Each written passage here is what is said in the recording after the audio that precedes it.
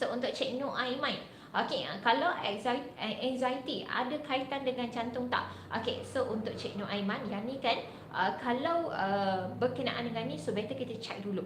Sebab apa? Perempuan, anda kena tahu penyakit jantung ni, simptom jantung perempuan dia lebih kurang sama dengan simptom GERD, gastrik, angin dan juga anxiety. Sebab apa kita tak boleh kata contohlah kalau kita ada simptom kan berdebar-debar, so kita tak tahu sama ada itu anxiety ataupun jantung, melainkan kita kena buat check up.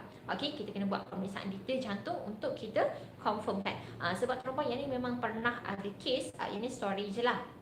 Okey, ada seorang pasien kita, lelaki perempuan, berusia lebih kurang dalam 40-an. So pasien ni perempuan, dia ada masalah anxiety lah.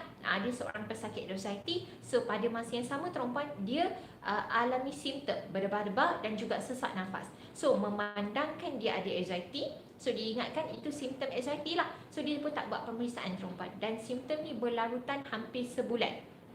Okey, simptom ni perempuan berlarutan hampir sebulan.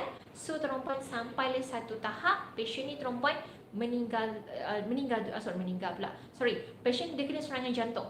Okey, bila dia kena serangan jantung, baru dia tahu rupanya okey, yang mana berdebar-debar, sesak nafas bukan disebabkan anxiety, tapi disebabkan oleh masalah jantung. So yang mana untuk Cik Nur Aiman, okey, dia ada kaitan ataupun tidak, kita kena check dulu.